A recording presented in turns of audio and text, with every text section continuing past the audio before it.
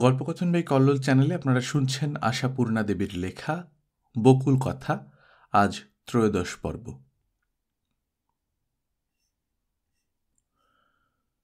গঙ্গার একেবারে কিনারা ঘেঁষে একটা ভাঙা শিব মন্দির তার বিদীর্ণ দেহ আর হেলে পড়া মাথা নিয়ে দাঁড়িয়ে আছে, কালের স্বাক্ষর বহন করে।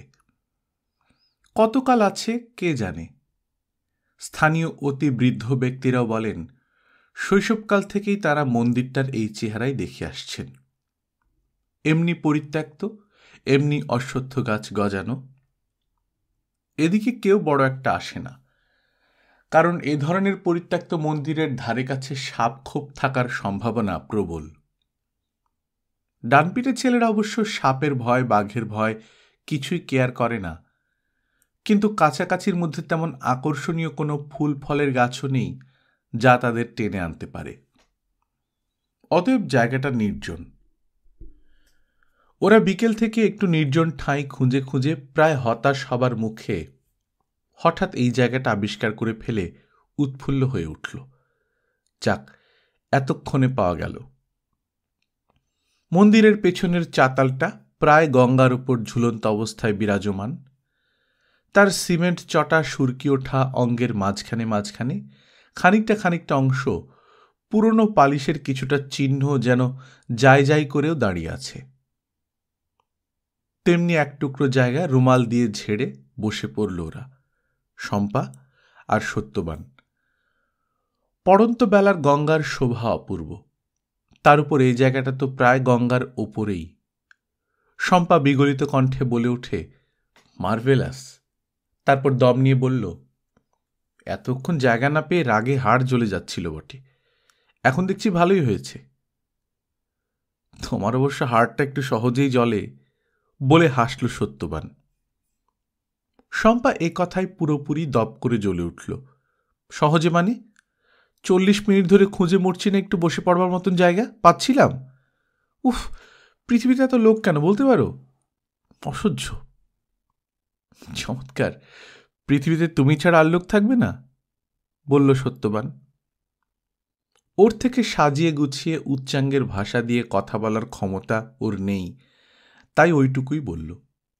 শম্পার বান্ধবীদের দাদারা বলে, এইটুকু প্রসঙ্গের উপর নির্ভর করেই অনেক কায়দার ভাষা আমদানি করে রীতিমতো জমিয়ে ফেলতে পারত, যা দেখতে দেখতে আর শুনতে শুনতে এত বড়টি হয়েছে শম্পা।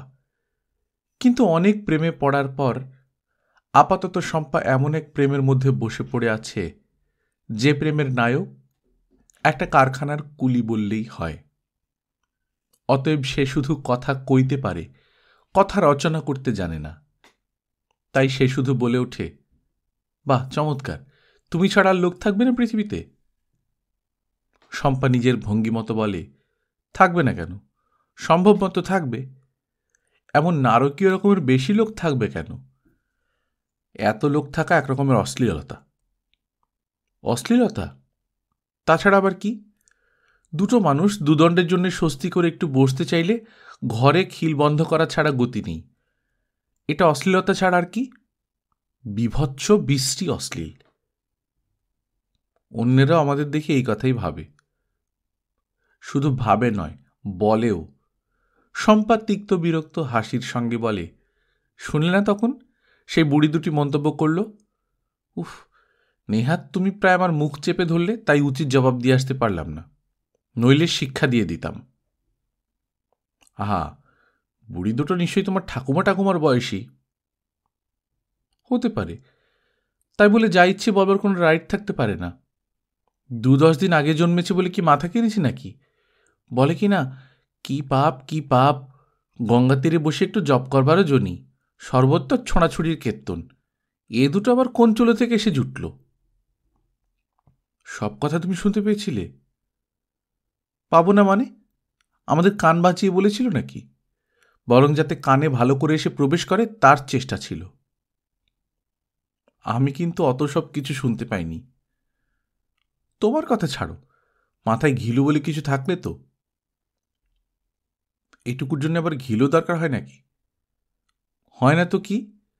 ঘিলু কম থাকলেই শ্রবণ শক্তি কম হয়, বুঝলে? বুঝলাম। সত্যবান হেসে ফেলে বলে, কিন্তু পরে আরেক বুড়ির মন্তব্য বোধহয় তুমি শুনতে পাওনি। শুনলে নির্ঘাত তার ঘাড়ের মাংসে কামড় বসাতে। বটে বটে। শম্পা প্রায় লাঠির মতো সোজা হয়ে ওঠে। শুনি কথাটা। শুনলে খেপে যাবে। যাই যাব, বলো তো শুনি। কথাটা আমার পক্ষে খুব আহ্লাদের নয়। শম্পার প্রকৃতিতে ধৈর্যের বালাই নেই, তাই শম্পা ঝেঁঝে ঝেঁঝে ওঠে। তোমার পক্ষে আহ্লাদের না হলে আমার পক্ষেও কিছু আহ্লাদের নয়, তবু শোনাই যাক। আহা, শুনে লাভ নেই কিছু। ওদিকের ঘাটের সিঁড়ির কোনায় যে একটি সিঁদুর টিঁদুর পরা বুড়ি বসেছিলেন, আমরা ওখানটায় ঢুমেরে সরে আসতেই বলে উঠলেন, আহা মরে যাই, বাছার পছন্দকে বলিহারি, একটা কাফরির ছোকরাকে জুটিয়ে। সত্যবান হেসে উঠে বলে, শেষটা আর শুনতে পেলাম না। শম্পা কড়া গলায় বলে, সেই বুড়িকে আবার তুমি বলেছিলেন বলে মান্য করে কথা বলছো? বুড়িটা বলতে পারো না? বলে লাভ, তেনার কানে তো পৌঁছচ্ছে না। না পৌঁছক। শম্পা হাতের কাছ থেকে একটা ঘাসের চাপড়া উপড়ে নিয়ে সেটাকে কুচি কুচি করতে করতে বলে, এই বুড়িগুলো আমার দুচক্ষের বিষ। একটু সভ্য করে কথা বলতেও জানে না। কেন, মেয়ে বললে কি হয়, কি হয় ছেলে বললে? তা নয়, ছোঁড়াছুড়ি। শুনলে মাথায় আগুন জ্বলে ওঠে। ওদেরও তো আমরা বুড়ি বলছি। কেন, মহিলা টহিলা বললে কি হয়? দায় পড়েছে মহিলা বলতে। ওরকম অসভ্যদের আমি বুড়ি বলবো। ওরাও তোমাকে ছুঁড়ি বলবেন ছুঁড়ি একটা কাফরি ছোঁড়াকে জুটিয়ে। থাক থাক, থামো, বাদাম খাও। ভ্যানিটি ব্যাগ থেকে এক ঠোঙা চিনে বাদাম বার করে ফেলে শম্পা। সত্যবানের হাতে কয়েকটা দিয়ে নিজে একটা ছাড়াতে ছাড়াতে বিরক্ত গলায় বলে, যখন কিনলাম এত গরম হাতে নেওয়া যাচ্ছিল না, আর জায়গা খুঁজতে খুঁজতে ঠান্ডাই হয়ে গেল। অতএব বোঝা গেল এতক্ষণ ধরে মনের মতো জায়গা খুঁজে বেড়াবার কারণটা কি। মাত্র ওই বাদামের ঠোঙাটির সদ্ব্যবহার করা। যদিও সত্যবান বলেছিল, এইমাত্র পিসির কাছ থেকে পেটটা পুরো ভর্তি করে বেরিয়ে এলাম, আবার এখন চিড়ে বাদাম কি? কি তা তুমি বুঝবে না বুদ্ধু? বাদাম ছাড়িয়ে ছাড়িয়ে খাওয়া আর খোলা ছুঁড়ে ছুঁড়ে ফেলার মধ্যেই তো সমস্ত কিছু। ওটাই প্রেমের মাধ্যম। তা হবে। সত্যবান হেসে উঠে বলে, তুমিও অনেকবার প্রেমে পড়েছ, তুমি ভালো জানো। তা সত্যি, তুমি যে একেবারে রমাল, বেচারা। শম্পা ওর দিকে আর কয়েকটা বাদাম এগিয়ে দিয়ে বলে, আচ্ছা এবার বলো তো তোমার কথা। সকাল থেকে তো শোনাচ্ছ একটা কথা আছে। কথাটা অবশ্য নতুন কিছু নয়, যা বলছি প্রথম দিন থেকে। কাল আমি চলে যাই। শম্পা গম্ভীরভাবে বলে, বেশ, তারপর? তারপর আবার কি, যেমন কাজ টাজ করছিলাম। ভালো, খুব ভালো। একাই যাওয়ার সংকল্প স্থির তাহলে? তাছাড়া যে আর কি হতে পারে বুঝতে পারছি না তো। তুমি কোনোদিনই কিছু বুঝবে না। যা বুঝছি চিরটাকাল সব কিছু আমাকেই বুঝতে হবে। যেমন আমার কপালের গেরো, নিজের হাতে নিজে বিষ খেয়ে মরেছি। শম্পা, সত্যবান গভীর গলায় বলে, এই যা বললে এটাই ঠিক, সমস্তক্ষণ ঠিক ওই কথাই আমি ভেবেছি। ঝোঁকের মাথায় আমার সঙ্গে ঝুলে পড়া তোমার পক্ষে বিষ খাওয়ারই সামিল। শম্পা হাতের বাদামের খোলাগুলো গঙ্গায় ছুঁড়ে ফেলে দিয়ে গভীরতর গম্ভীর গলায় বলল, উপায় কি? অবস্থাটা তো ওই রকম। ওই খোলাগুলোকে আর তুলে আনতে পারবে? ওটা তো তুলনা মাত্র। কোনটা কি সে বোধ থাকলে তো। যাক, ঠিক আছে, যা করবার আমি করব। নিজের ব্যবস্থা নিজেকেই করে নিতে হবে। বেশ, এখন আমি তোমার সঙ্গে যাচ্ছি না। তুমি দেখো গিয়ে তোমার সেই মহামূল্য চাকরিটি আছে কিনা। তারপর দেখা যাক আমার বিএ পাশের ডিগ্রিটা কোনো কাজে লাগানো যায় কিনা। কিন্তু সেটা পরের কথা। এখন কলকাতায় গিয়ে একটা কাজ তোমার করতে হবে। আমি একটা চিঠি লিখে রাখব, সেটা নিয়ে পিসির হাতে পৌঁছে দিয়ে বলবে, বাহ, তুমি যে বলেছিলে তোমাদের বাড়ির ছায়া অবধি যেন আমি কখনো না মারাই, সে হুকুম এখনো বলবৎ। বাড়ির বাইরে কোথাও দেখা করে, মানে হরদমই তো বাইরে বেরোতে তো হয় পিসিকে, তেমনি কোনোখানে।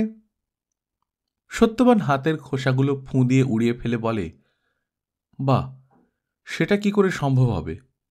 তিনিও কখনো আমায় দেখেননি, আমিও কখনো তাকে দেখিনি, চিনব কি করে? তিনি তোমায় দেখেননি কখনো, এটা ঠিক। শম্পা প্রবলভাবে মাথা ঝাঁকায়।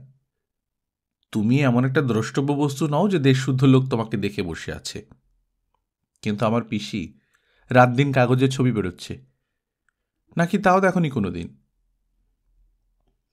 আস্তে আস্তে বেলা পড়ে আসছিল। গঙ্গার অপর পারে নেমে আসছে ছায়া। সত্যবান সেই দিকে তাকিয়ে আসতে বলে, জানোই তো, আমি কাঠখোট্টা কুলিমজুর মানুষ। সাহিত্য টাহিত্যর কি খবর জানব?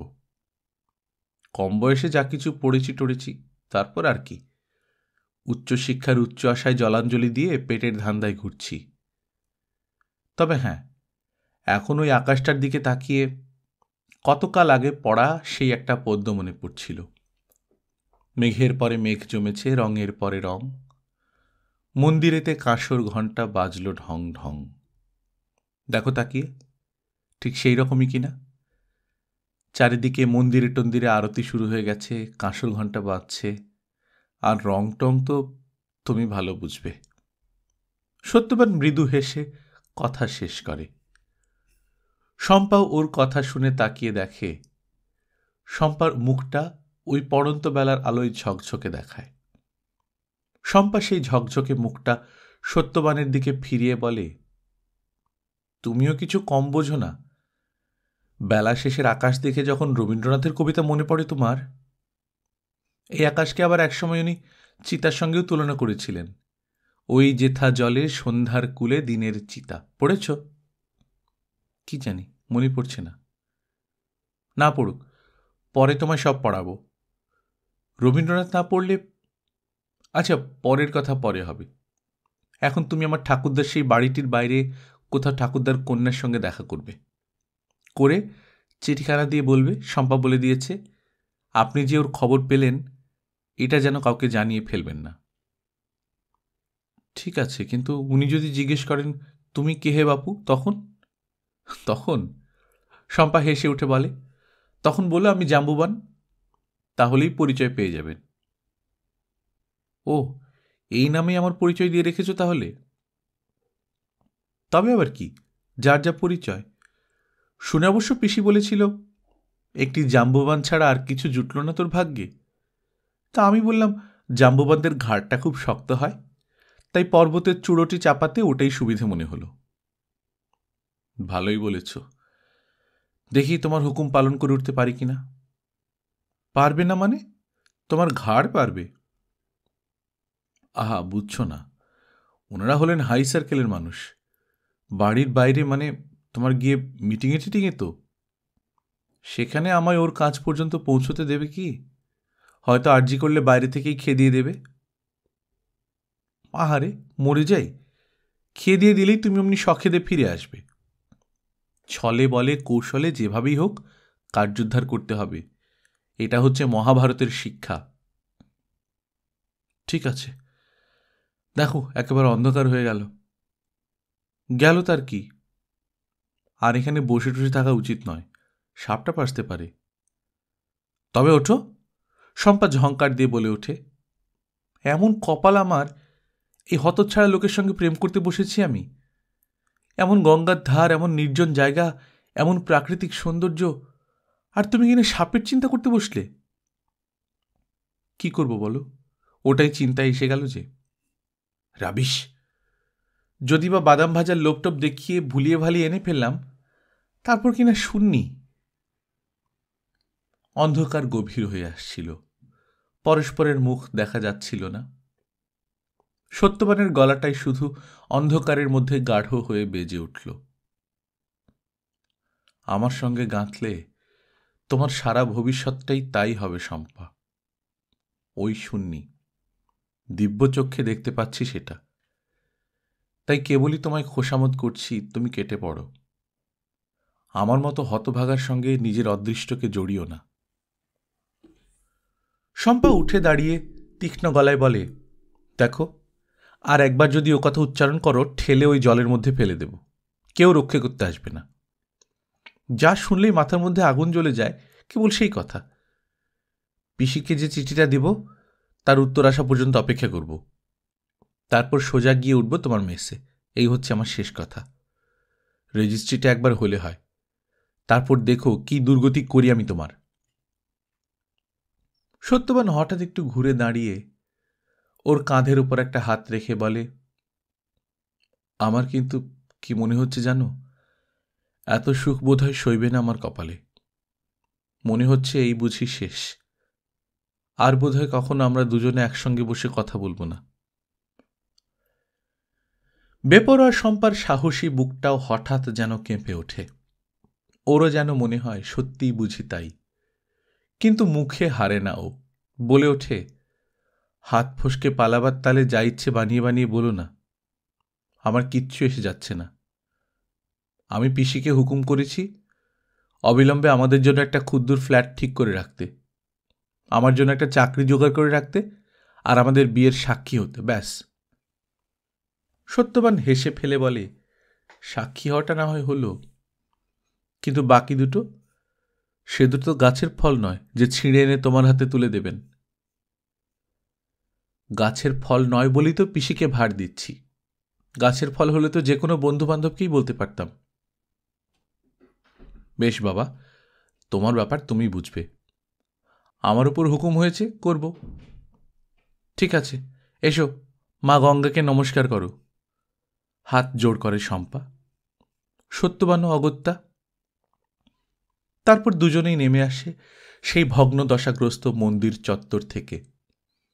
কিছুক্ষণ অখণ্ড নিস্তব্ধতার মধ্যে যেন হারিয়ে যায় ওরা। শুধু ওদের পায়ের চাপে গুঁড়িয়ে পড়া শুকনো পাতার মৃদু আর্তনাদ ধ্বনি শোনা যাচ্ছে। হঠাৎ একসময় সত্যবান বলে ওঠে, আমার ধারণা ছিল না তুমি এসব মানো টানো।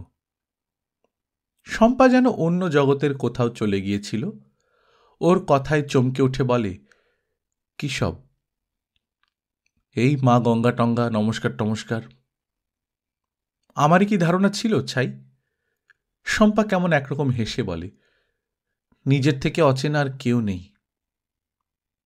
খানিকক্ষণ নিস্তব্ধতায় কাটে, আস্তে আস্তে হাঁটতে থাকে ওরা। একসময় শম্পা বলে ওঠে, বিয়ের পর আবার এখানে আসবো আমরা, সেজু পিসির কাছে। সত্যবান কোনো উত্তর দেয় না। বিয়েটাই সত্যি হবে এমন কথা নিশ্চয় করে যেন ভাবতেই পারছে না ও। সামনেটা তাকালেই কেমন ঝাপসা ঝাপসা লাগে। এই যে সুন্দরী সুকুমারী বিদুষী আধুনিকা নারীটি এখন তার পাশে পাশে চলেছে, সত্যিই কি সে চিরজীবন তার পাশে পাশে থাকবে, একসঙ্গে চলবে পায়ে পা মিলিয়ে? ভাবতে গেলেই ভয়ানক একটা অবিশ্বাস্য অবাস্তবতার অন্ধকারে তলিয়ে যায় ভাবনাটা।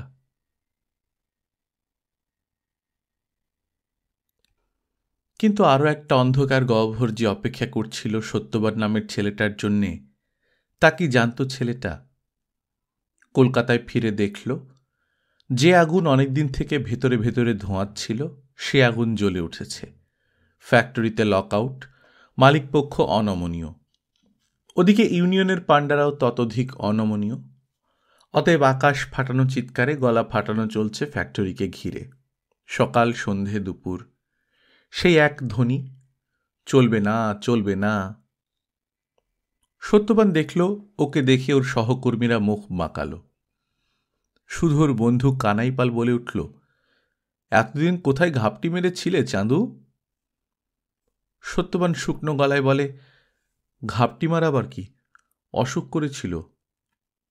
অসুখ? আহারে, আর আমরা সবাই এখানে সুখের সমুদ্রে ভাসছিলাম।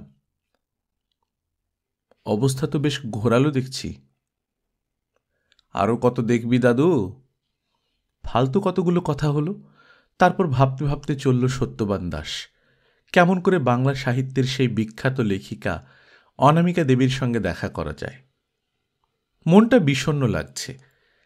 কানাইপালের গলায় যেন আগেকার সেই অন্তরঙ্গতার সুর শুনতে পেল না সত্যবান। এই দীর্ঘ অনুপস্থিতির মাঝখানে তার জায়গাটা যেন হারিয়ে গেছে। আশ্চর্য, এই রকমই কি হয় তাহলে? হৃদয়ভূমির দখলি সত্ত্বটুকু বজায় রাখতেও নিয়মিত খাজনা দিয়ে চলতে হয়। তাহলে অনামিকা দেবীর সেই ভাইজিটির হৃদয় থেকে, কিন্তু সত্যবানের মতো এমন একটা তুচ্ছ অকিঞ্চিৎকর হতভাগার জন্যে কি সত্যি সেই অলৌকিক আশ্চর্য হৃদয়ে জমির বন্দোবস্ত হয়েছে?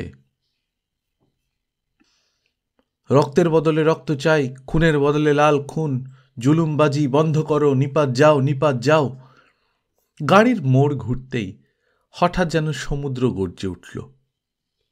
থেমে পড়ল গাড়ি। রাস্তার একধার থেকে অন্য ধারে যাচ্ছে ওরা। একবার দম ফেলতে না ফেলতেই আবার গর্জন করে উঠছে। থেমেই থাকতে হলো গাড়িটাকে, কারণ ইতিমধ্যে সামনে গাড়ির একটা বিরাট লাইন হয়ে গেছে। যতক্ষণ না ওদের দীর্ঘ অজগর দেহ পথের শেষ বাঁকে মিলিয়ে যাবে, ততক্ষণ অপেক্ষা করা ছাড়া উপায় নেই। জ্যৈষ্ঠ মাসের বিকেল, আকাশ সারাদিন অগ্নিবৃষ্টি করেছে। পৃথিবী এখনও সেই দাহর জ্বালা ভেতরে নিয়ে তপ্ত নিঃশ্বাস ছাড়ছে। আকাশ হঠাৎ এখন গুম হয়ে গেছে। নিশ্চল গাড়ির মধ্যে গরমে দম বন্ধ হয়ে আসছে। নিরুপায় হয়ে তাকিয়ে আছেন অনামিকা ওই দীর্ঘ অজগর দেহটার দিকে। গাড়ির খোলা জানলা দিয়ে বাতাসের বদলে আসছে মাটি থেকে উঠে আসা একটা চাপা উত্তাপ। যতক্ষণ গাড়ি থেমে থাকবে এই অবস্থায় চলবে, উত্তাপ বাড়তেই থাকবে। কিন্তু উপায় কি? গাড়িকে পিছিয়ে নিয়ে অন্য রাস্তায় গিয়ে পড়বার কথাও এখন আর ভাবা যায় না। পেছনে কম করে অন্তত খান 30 গাড়ি তাল খেজুরের মতো গায়ে গায়ে লেপ্টে দাঁড়িয়ে পড়ে আছে। ট্যাক্সি, প্রাইভেট কার, লরি, রিক্সা, ঠেলা গাড়ি। তবু বাস ট্রাম নয়, এই ভালো। এই অভিজ্ঞতা নতুন নয়। বাড়ি থেকে একটু দূর পথে পাড়ি দিতে হলে নিত্যই পথে 2-1 বার ওরকম অজগরের মুখে পড়তেই হয়, থেমে যেতে হয়। ওদের পথ তো অবারিত রাখতেই হবে। ওরা তো আর অন্যের পথ ছেড়ে দিতে থেমে যাবে না। লাল খুন জিনিসটা কি তা জানেন না অনামিকা। আজকের দিনের কত কিছুই জানেন না তিনি। জানেন খুন শব্দটাই ভয়ঙ্কর এক লালের ইশারাবাহী। কোন খুনের বদলে এই লাল খুনের ঘোষণা, সেটা ধরতে পারা যাচ্ছে না, কারণ ওদের বাকি কথাগুলো দ্রুত অস্পষ্ট। গর্জিত সমুদ্রের ঢেউ থেকে জলের যে বলয়রেখা শ্রবণ যন্ত্রের উপর আছড়ে আছড়ে এসে পড়ছে তা হচ্ছে রক্ত চাই আর নিপাত যাও। কিন্তু কে কোথায় নিপাত যাবার অভিশাপে জর্জরিত হচ্ছে তা শোনবার গরজ কারণেই। সত্যি যদি তেমন কেউ রাতারাতি নিপাতিত হয়, আগামীকাল সকালের কাগজেই তো দেখতে পাওয়া যাবে। এখন যে যার গন্তব্যস্থানে যেতে পারছে না, সেটাই হচ্ছে সবচেয়ে বড় কথা। আর বোধ করি এই 30-40 খানা গাড়ির মধ্যে অনামিকা দেবীর গাড়িখানা আটকে পড়ে থাকাই হচ্ছে সবচেয়ে ভয়ানক কথা। 6:30টায় সভা শুরু হবার কথা, অথচ এখানেই 6:30 বাজল। এখন পাক্কা 4টি মাইল যেতে হবে। একেই তো যে ভদ্রলোক তার গাড়িখানি ওদের জয়ন্তী উৎসবের জন্যে ঘণ্টা 2-এর জন্য উৎসর্গ করেছেন, তিনি দেরি করে ফেলেছেন পাঠাতে।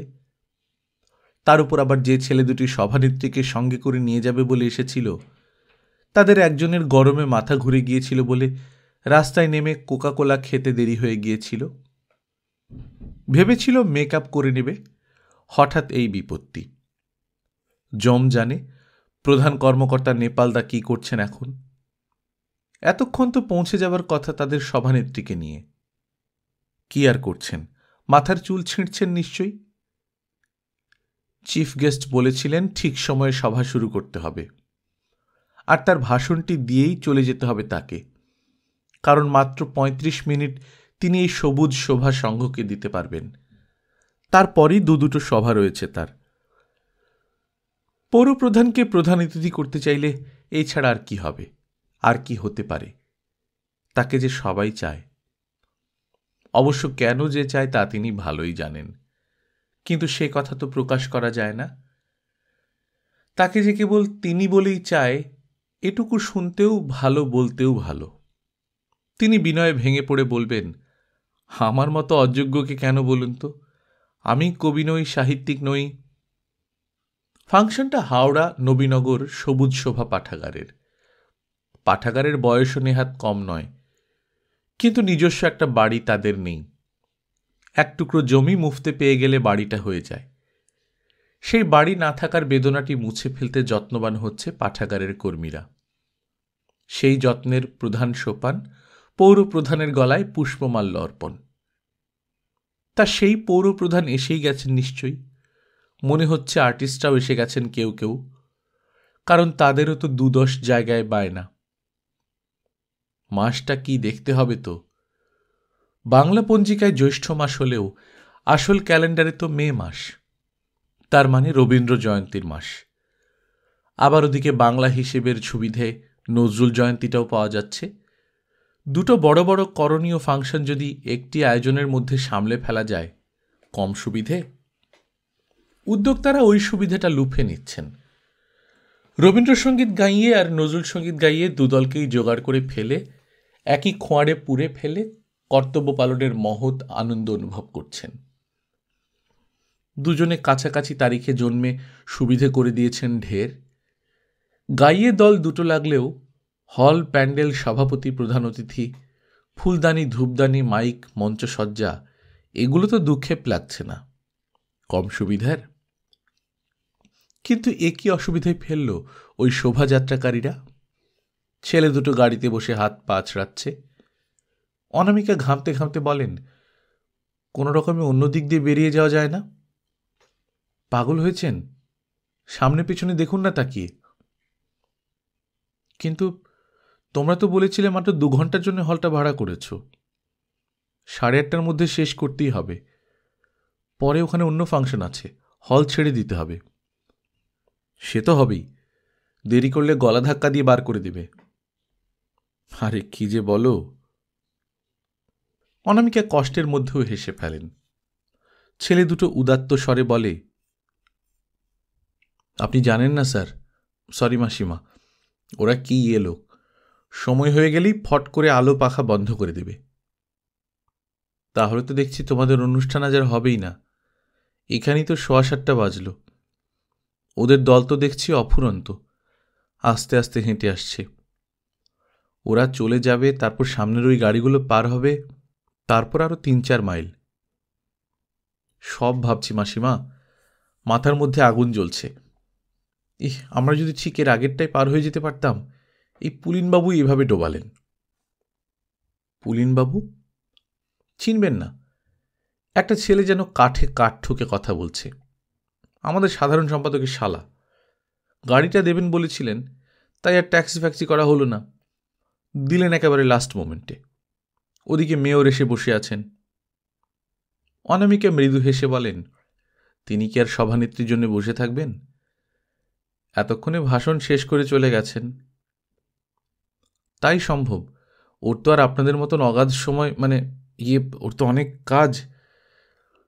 অনামিকা রুমাল বার করে কপাল মুছতে মুছতে বলেন, সে তো নিশ্চয়ই। ছেলেটা বলে, তবে আর কি, আপনাকে দিয়ে একটা প্রস্তাব তার কাছে পেশ করবার কথা ছিল তো। ও তাই বুঝি? কিসের প্রস্তাব? ওই আর কি, জমি টমির ব্যাপারে শুনবেন গিয়ে। তাই ভাবছি আপনাকে নিয়ে গিয়ে ফেলতে না পারলে নেপাল আমাদের চামড়া ছাড়িয়ে নেবেন। অনামিকা এই মধুর ভাষার আঘাতে প্রায় চমকে উঠে বললেন, তোমাদের কি দোষ? ওদের মধ্যে দ্বিতীয়জন উদাস গলায় বলে, সে কথার কে বুঝবে বলুন? বলবে তোমাদের তো 3টের সময় পাঠিয়েছিলাম। 3টের সময়? বলো কি? ওরা পরস্পরের মুখ চাওয়াচাই করে বলে, ব্যাপারটা উনিই পাঠিয়েছিলেন পুলিনবাবুর বাড়িতে। পুলিনবাবু গাড়ি ছাড়লেন 5:30টার সময়, তারপর আবার গরমে মাথা ঘুরে আবার শরবত খেতে নামলো, আর আপনার বাড়িটিও সোজা দূরে নয়। অনামিকা আর কথা বললেন না, মৃদু হাসলেন। কার থেকে দূরে আর কার কাছাকাছি হওয়া উচিত ছিল সেই প্রশ্ন করলেন না।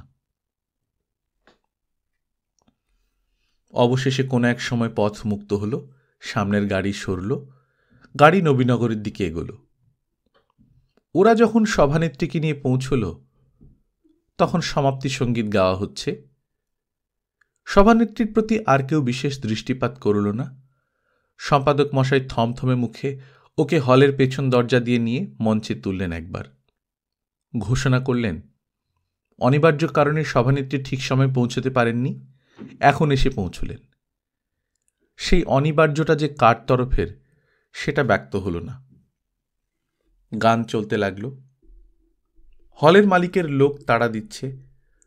সভানেত্রীর ভাষণ হবার সময় নেই, তবু তিনি যে সত্যি তিনি, এইটুকু জানাতে মাইকের সামনে এসে দাঁড়াতেই হল। তার আগে অনামিকা প্রশ্ন করলেন, মানে শুধু একটু কথা বলার জন্যই বললেন? প্রধান অতিথি এসেছিলেন? সম্পাদক বেজার মুখে বললেন, না, জরুরি কাজে আটকে পড়ে গেছেন, ফোন করে জানালেন। হল ছেড়ে দিতে হলেও অনামিকা ছাড়ান পেলেন না। লাইব্রেরির ঘরে গিয়ে বসতে হলো ওকে। চা সন্দেশ না খাইয়ে তো ছাড়বে না। তাছাড়া লাইব্রেরির জন্মপত্রিকা দেখানো থেকে তার এই 23 বছর জীবনের ইতিহাস সমস্ত শোনানোও তো দরকার। অনামিকার সঙ্গে পৌরপ্রধানের আলাপ হয়েছে। উনি যদি, অর্থাৎ এতটা পেট্রোল খরচ করে এনে কোনো কাজে লাগাতে না পারলে রাস্তায় বিঘ্নের কথা উঠল। স্থানীয় এক ভদ্রলোক উদাত্ত কণ্ঠে বলে উঠলেন, ওদের দোষ কি বলুন? ওদের সামনে আশা নেই, ভরসা নেই, ভবিষ্যৎ নেই। বেকারত্বের যন্ত্রণায় সর্বদাই খুন চেপে আছে ওদের মাথায়। জানেন বাংলাদেশে আজ শিক্ষিত বেকারের সংখ্যা কত? চাকরি নেই একটা। সাধারণত এই ধরনের কথায় তর্ক করেন না অনামিকা, সাজেও না করা। এই কথার প্রতিবাদ করা মানেই তো সহানুভূতিহীনতা, অমানবিকতা। কিন্তু আজ বড় কষ্ট গেছে, বৃথা কষ্ট। তাই হঠাৎ বলে ফেললেন, খুন যে কার কখন চাপে তার হিসেব কি রাখা যায়? চাকরি নেই বলে কি কিছুই করার নেই? কি করবে? উনি প্রায় ক্রুদ্ধ কণ্ঠে বললেন, ব্যবসা, মূলধন দেবে কে? অনামিকা তর্কেই নামলেন, কারণ ভদ্রলোকের ভঙ্গি দেখে মনে করা যেতে পারে এই বিপুল সংখ্যক বেকারের জন্যে অনামিকাও বুঝি অনেকাংশে দায়ী। অনামিকা বললেন, কেউ কাউকে কিছু দেয় না, বুঝলেন? সে প্রত্যাশা করাই অন্যায়। নিজের জীবনের মূলধন নিজেকেই সংগ্রহ করতে হয়। হয় বললেই হয়? ভদ্রলোক প্রায় খিঁচেই ওঠেন। একটা যুক্তিগ্রাহ্য কথা বলুন। অনামিকা গম্ভীর হেসে বলেন, আমার কাছে একটাই যুক্তিগ্রাহ্য কথা আছে। আমাদের এই বাংলাদেশে অবাংলা প্রদেশ থেকে লক্ষ লক্ষ বেকার এসে হাজির হয়, বছরে কোটি কোটি টাকা উপার্জন করে। তারা সকলেই তাদের দেশ থেকে রাশি রাশি মূলধন নিয়ে আসে, এই বিশ্বাস আমার নেই। অথচ তারা যে ওই টাকাটা লোটে সেটা অস্বীকার করতে পারেন না। এই বাংলাদেশ থেকেই লোটে। কি করে হয় এটা? ভদ্রলোক এক মুহূর্ত চুপ করে থাকেন, তারপর আবার পূর্ণোদ্যমে বলেন, ওদের কথা বাদ দিন। ওরা একবেলা ছাতু খেয়ে, একবেলা একটু লঙ্কার আচার দিয়ে আটার রুটি খেয়ে দেদার ব্যবসা করতে পারে। আমাদের ঘরের ছেলেরা তো আর তা পারবে না। কেন পারবে না? ভদ্রলোক তীব্র কণ্ঠে বলেন, এ আর আমি কি করে বলবো বলুন? বাঙালির কালচার, রুচি, শিক্ষা দীক্ষা সব আলাদা। তবে আর কি করা? ঠিক এই সময় একটি ছেলে এসে বলে ওঠে, একটা লোক আপনাকে খুঁজছে। আমাকে? চমকে উঠলেন অনামিকা। কিরকম লোক? মানে খুব কালো, একটু ইয়ে ক্লাসের মতো। খুব কালো, একটু ইয়ে ক্লাসের মতো? অনামিকা এক মুহূর্তে আকাশ পাতাল ভেবে নিলেন। বললেন, কি বলছে? বলছে আপনার সঙ্গে একবার দেখা করবে। কারণ বলছে না কিছু? বলেছে বলেছে আপনার কাছে কার একটা চিঠি পৌঁছে দিতে এসেছে। কি চিঠি? কার চিঠি? সমস্ত মনটা আলোড়িত হয়ে উঠল। আসতে বললেন, আচ্ছা এখানেই নিয়ে এসো। ঘরের মধ্যে একটা মৃদু গুঞ্জন উঠল। এখানে কেন রে বাবা? কে কি মতলবে খোঁজ করছে? দিনকাল খারাপ। খোঁজ করলে ওর নিজের বাড়িতে করুক গে না, হঠাৎ এরকম জায়গায়। অথচ সভানেত্রীকে মুখ ফুটে বলা যায় না, আপনি বাইরে বেরিয়ে গিয়ে দেখুন না। সকলেই তাই একটু শুধু ঠিক হয়ে বসেন। লোকটা এসে দরজার কাছে দাঁড়ায়, বোধ করি সকলের উদ্দেশ্যে একটা নমস্কার করে, তারপর খুব সাবধানী গলায় বলে, আপনাকে দেবার জন্য একটা চিঠি ছিল। অনামিকা একবার ওর আপাদমস্তক চোখ বুলিয়ে নেন। সঙ্গে সঙ্গে কে যেন বলে ওঠে, এ সেই। না, কোনোদিন অনামিকা ওকে চোখে দেখেননি, তবু যেন চেনাই মনে হল। চেয়ার থেকে উঠে একটু এগিয়ে এসে বললেন, কে দিয়েছে চিঠি?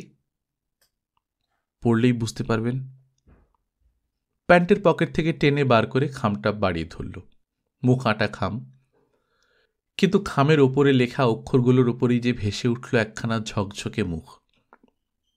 অনামিকা আসতে বললেন, কোথায় আছে ও? সবই লেখা আছে। আচ্ছা, তুমি একটু দাঁড়াও, চলে যেও না। ঘুরে দাঁড়ালেন অনামিকা। এদের বললেন, দেখুন, একটু জরুরি দরকারে আমায় এক্ষুনি যেতে হবে, দয়া করে যদি গাড়িটা। সে কি, আপনি তো চাটা কিছুই খেলেন না। থাক, ইচ্ছা করছে না। গাড়িটা একটু একটু তার মানে তাড়াতাড়ি। কিন্তু সেটা হবে কোথা থেকে? পুলিনবাবুর গাড়ি তো আর বসে নেই, সে তো সভানেত্রীকে পৌঁছে দিয়েই পুলিনবাবুর কাছে পৌঁছে গেছে। অতএব অতএব ট্যাক্সি। অতএব অনেকক্ষণ অপেক্ষা করা ছাড়া উপায় নেই। চিঠিখানা হাতের মধ্যে জ্বলন্ত আগুনের মতো জ্বলছে। কিন্তু এখানে কোথায় খুলবেন? এই চিঠি কি এখানে খুলে পড়বার? যে ভদ্রলোক তর্ক ফেঁদেছিলেন তিনি হতাশ হয়ে যান এবং বাইরে বেরিয়ে গিয়ে বুড়োদাকে বলেন, যত সব এঁড়ে তর্ক, বুঝলে বুড়োদা? এত বড় একটা সমস্যাকে উনি একেবারে এক কথায় নস্যাৎ করে দিতে চান, যেন বেকার সমস্যাটা একটা সমস্যাই না। বলবেন না কেন ভায়া? বড়লোকের মেয়ে, ব্যথা করেননি, বাপের অট্টালিকায় থাকেন, নিজে কলম পিষে মোটা মোটা টাকা উপায় করছেন। বেকারত্বের জ্বালাটা যে কি বুঝবেন কোথা থেকে? কিন্তু এই নিগ্রো প্যাটার্নের ছোঁড়াটা কে বলতো? চিঠিটাই বা কার? হাতে নিয়ে মুখটা কেমন হয়ে গেল দেখলে? দেখলাম, অথচ খাম খুলে দেখলেন না, সেটা দেখলে? দেখেছি সবই। তার মানে জানাই ছিল চিঠি আসবে। আর কি চিঠি আসবে? কিছু ব্যাপার আছে, বুঝলে? চিঠিটা দেখেই যাবার জন্য কিরকম উতলা হলেন। বলা হলো জরুরি দরকার। আরে বাবা, চিঠিটা তুমি খুললে না, লোকটাও কিছু বলল না, অথচ জেনে গেলে জরুরি দরকার, এক্ষুনি যেতে হবে। বললাম তো জানা ব্যাপার, কে জানে কোনো পার্টির ব্যাপার কিনা। ভেতরে ভেতরে কে যে কি করে জানবার তো উপায় নেই। ছোঁড়াটার চেহারা মোটেই ভদ্রলোকের মতো নয়। যাক, এখন মানে মানে পৌঁছে দাও। সঙ্গে যাচ্ছে কে? স্বপন এসেছে, স্বপনই যাবে। ছোঁড়াটাকে তো দাঁড়াতে বললেন, যতদূর বুঝছি ওকেও সঙ্গে নেবেন। তবেই তো মুশকিল, স্বপনকে সঙ্গে দেওয়াটা ঠিক হবে কি জানি, কোনো পার্টি ফার্টির। যতক্ষণ না ট্যাক্সি আসে চলতে থাকে গোপন বৈঠক এবং নিশ্চিত বিশ্বাসে ঘোষণা হয় মহিলাটির ওপরের আবরণ যাই থাক, কোনো পার্টির সঙ্গে যোগ সাজস আছেই। সন্দেহটা নিশ্চিত বিশ্বাসে পরিণত হল যখন অনামিকা দেবী বললেন, গাড়িটা যখন ঘরের গাড়ি নয়, ট্যাক্সি, তখন আর এই ছেলেটা কষ্ট করে অত দূরে যাবে কেন? ফিরতে অসুবিধা হবে। এই ছেলেটি আমার চেনা ছেলে, ওই দিকেই যাবে, ওর সঙ্গেই বরং। এরা গূঢ় অর্থপূর্ণ হাসি হাসলেন পরস্পরের দিকে তাকিয়ে।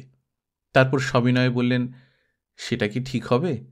আমরা নিয়ে এলাম তাতে কি? আমি তো নিজেই বলছি, চিন্তার কিছু নেই। গাড়িতে উঠলেন, কাফরির মতো দেখতে ছেলেটাকে ডাকলেন, তুমি উঠে এসো। গাড়িতে স্টার্ট দেওয়ার পর ওরা বললেন, দাঁড়ান, একটু দাঁড়ান। আপনার ইয়েটা। পকেটে হাত দিলেন। অনামিকা বললেন, ঠিক আছে ঠিক আছে।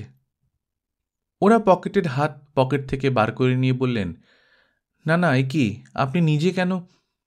গাড়ি চলার শব্দে ওদের কথা মিলিয়ে গেল। একটু সময় পার করে অনামিকা বললেন, তোমার নাম সত্যবান? সত্যবান মাথা নিচু করে বলল, হ্যাঁ। ওর সঙ্গে কোথায় দেখা হলো? সে তো অনেক কথা, একটুখানি কথায় বুঝিয়ে দাও না। সত্যবান হঠাৎ মাথাটা সোজা করে বসে, স্পষ্ট গলায় বলে, রাগ করে বাড়ি থেকে পালিয়ে গিয়ে উনি আমার মেসে উঠেছিলেন। তারপর আমাকে নিয়ে চন্দননগরের সেজপিসির বাড়ি। চন্দননগরে সেজপিসির বাড়ি? অনামিকা প্রায় আর্তস্বরে বলে ওঠেন, ওইখানেই আছে শম্পা?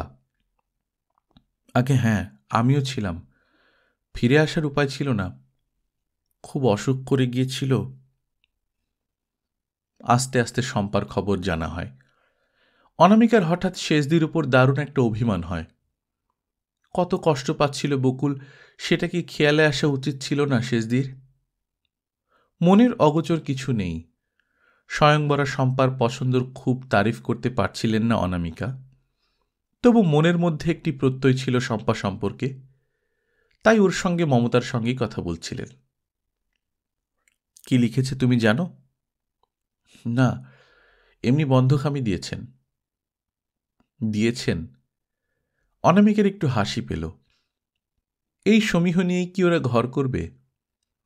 বাদশাজাদি ও কাফরি কৃতদাসের মতো?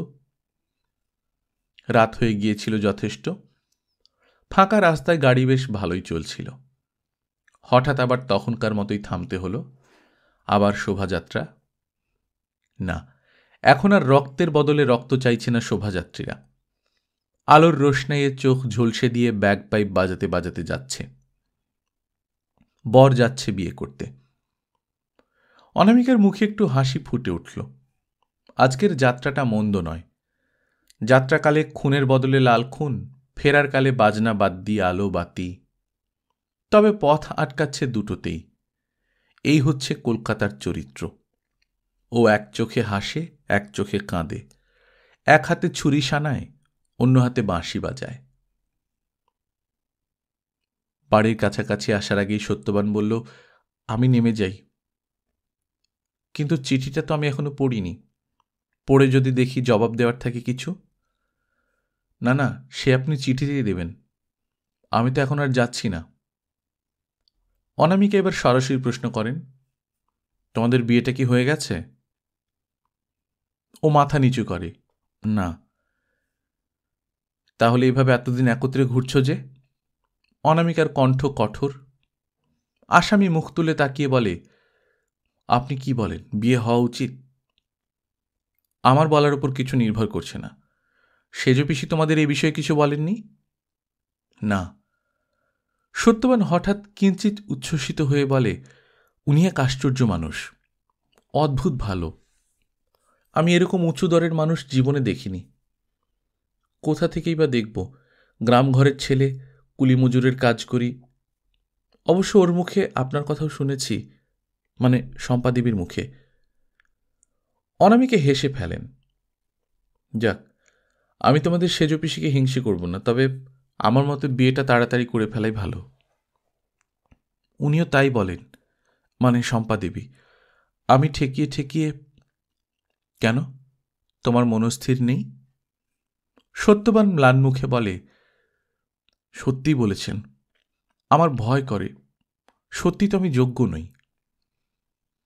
নিজের যোগ্যতার বিচার সবসময় নিজে করা যায় না বাপু, অনিবার্যকে মেনে নিতেই হয়। মেয়েটা যখন বাড়ি থেকে চলে গিয়ে তোমাকে ধরেই ঝুলে পড়েছে, তোমার আর করার কিছু নেই। কিন্তু একটু বসে যাবে না? ও না না, আপনাদের ওই বাড়ির কাছাকাছি যাওয়া নিষেধ। ও নেমে পড়ে, তাড়াতাড়ি এগিয়ে যায়। অনামিকা আর একটু এগিয়ে এসে নামেন, ভাড়া মিটন, আস্তে আস্তে বাড়ি ঢোকেন, 3 তলায় ওঠেন। নিজে নিজেই ভারী অবাক লাগছে। ওই ধরনের একটা ছেলেকে পাশে বসিয়ে গল্প করতে করতে আসছেন, আগে কখনো এমন ঘটেনি। অথচ বিতৃষ্ণা আসছিল না। তাছাড়া কেমন একটু স্নেহ স্নেহ মমতা মমতাই লাগছে। আহা বেচারি, ভয় পেতেই পারে। কিন্তু শম্পার এ খেয়ালে কি টিকবে? আবার শম্পা নতুন হৃদয় খুঁজতে বসবে না তো? চিঠিখানা হাতের মধ্যে থেকে ব্যাগে পুরেছিলেন, তবু যেন হাতটায় কিসের স্পর্শ লেগে রয়েছে। ভেতরে কি তোলপাড়ি চলছে। তবু শান্ত মূর্তির অভিনয় চালিয়ে যাচ্ছেন, সারা জীবন ধরে যা রপ্ত করেছেন। চিঠিটা কি পড়ে ফেলতে পারতেন না এতক্ষণ? রাস্তায় কি আলো ছিল না? কিন্তু পড়েননি, নিজেকে সংবরণ করেছেন এতক্ষণ। কারণ চট করে ওই পরম পাওয়াটি ফুরিয়ে ফেলার ইচ্ছে হচ্ছিল না। ধীরে সুস্থে নিজের ঘরে বসে আস্তে ওর আবরণ উন্মোচন করবেন, আস্তে আস্তে উপভোগ করবেন। তাই অনুমান পর্যন্ত করতে চেষ্টা করছেন না কি লেখা আছে চিঠিতে, কি থাকতে পারে। হয়তো ডাকে আসা চিঠি হলে এ ধৈর্য রাখতে পারতেন না। ভয় হতো কোথাও কোনোখানে বিপদের মধ্যে পড়েনি তো মেয়েটা। কিন্তু ধৈর্য ধরতে পারছেন, কারণ চিঠিটা এসেছে একটা ভরসার হাত ধরে।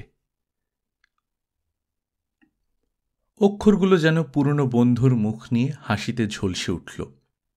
পিসিগো, একটা আস্তানার অভাবে বিয়ে করতে পারছি না, বলতো এমন হাড় দুঃখী ত্রিজগতে আর আছে? যাকগে, এখন অগতির গতি তোমাকেই জানাচ্ছি। চটপট যা হোক একটা কিছু ব্যবস্থা করে ফেলো। আর শোনো, একটা চাকরিও খুব তাড়াতাড়ি দরকার, মানে সামনের মাস থেকেই জয়েন করতে চাই। জানো তো সবই, তাছাড়া দেখলেই বাকিটা বুঝতে পারবে। মানে পত্রবাহকই তো সেই অবতার, চালাতে পারবে না বলে রেজিস্ট্রি অফিসের ছায়া পর্যন্ত মারাতে যেতে রাজি হচ্ছে না। বোঝো আমার জ্বালা? বুঝে নিয়ে চটপট ওই দুটো ঠিক করে ফেলে খবর দাও, নইলে মুখ থাকবে না। সেজ পিসির বাড়িতেই রয়েছি এ যাবৎ। বোঝো কীরকম বীরাঙ্গনা, বাপের ওপর তেজ দেখিয়ে বাপের বোনের বাড়িতে গিয়ে ঠেলে উঠলাম। আবার একা নয়, সবান্ধবে। পিসি তাকে খাইয়ে শুইয়ে ডাক্তার দেখিয়ে ওষুধপত্তি করিয়ে আবার চড়তে ছেড়ে দিয়েছে। কিন্তু ছাড়া গরু পাছে হারিয়ে যায় এই ভয়ে মরছি। তাড়াতাড়ি খোঁয়াড়ে পুড়ে ফেলা দরকার। তাই ওই খোঁয়ারটাকেই আগে দেখো, বুঝলে? অবশ্য সঙ্গে সঙ্গে চাকরিটাও। নিজের স্বার্থেই করো বাবা, নচেত যতদিন না জুটবে তোমার ঘাড়ি তো ভাঙব। শাখা মৃগের মতো এ শাখা থেকে ও শাখা, এ পিসির ঘাড় থেকে ও পিসির ঘাড়ে। বলবে না তুমি অবশ্যই, তবে বলতে পারতে। বাড়ি ছেড়ে চলে যাবার সময় তো একবারও বলে গেলি না, আর ডুব মেরে বসে আছিস তো আসিসই। এখন কোন লজ্জা এত জোর খাটাতে এলি? অন্য কেউ হলে বলতো নির্ঘাত, কিন্তু অন্য কেউ হলে কি জোরটা খাটাতে বসতাম? তুমি বলেই তাই। আচ্ছা পিসি, সেজো পিসি আর তুমি ঠাকুরদার এই দুটো মেয়ে পালিতা কন্যা টন্যা ন তো? কুড়োনো টুড়োনো? নইলে ধমনীতে রাজরক্তের চিহ্ন দেখি না কেন? যাক, দেখা হলে অনেক গল্প হবে। এখন দেখার জোগাড়টা যাতে হয় তাড়াতাড়ি করো। বাসাটা যেন একটু বারান্দা থাকে বাপু। আর পারো তো দুটো বেতের মোড়া কিনে রেখো। কি ভাবছ তো? আহা, জোগাড় করেছেন তো একটা নিধি, চাষা কুলি, তার জন্য আবার বেতের মোড়ার চিন্তা। কি করব বল, যেমন কপাল, ও ছাড়া তো জুটলও না আর। তবে চুপি চুপি বলি পিসি, মালটা খাঁটি, নির্ভেজাল। তোমার ভাই ভাজের খবর কি? কন্যাহারা চিত্ত নিয়ে দুজনে পরস্পরের দোষ দিয়ে অহরহ ঝগড়া করছেন? এবার তাহলে কলম রাখছি, আর একবার কথা দুটো মনে করিয়ে দিচ্ছি। ভালোবাসা নিও। ইতি সেই পাজি মেয়েটা। অনামিকার মনে হলো অনেক দিনের অনাবৃষ্টির পরে বড় সুন্দর বড় এক পশলা বৃষ্টি হয়ে গেল। নেমে এলেন, আহ্লাদে মনটা কানায় কানায় ভরে উঠেছে। কি আনন্দ, কি মুক্তি! অবশ্যই এমন দুটি কাজের ভার দিয়ে বসেছে যা গন্ধমাদন তুল্য। তবু ভারী হালকা লাগছে। কিন্তু এখন কি করা যায়? ছোটদা ছোট বৌদিকে জানাবেন না? আহা, তাই কি উচিত? বেচারিরা কি অবস্থায় রয়েছে। তাছাড়া ছোটদার কাছে কথা দেওয়া আছে, খবর এলেই জানাবো।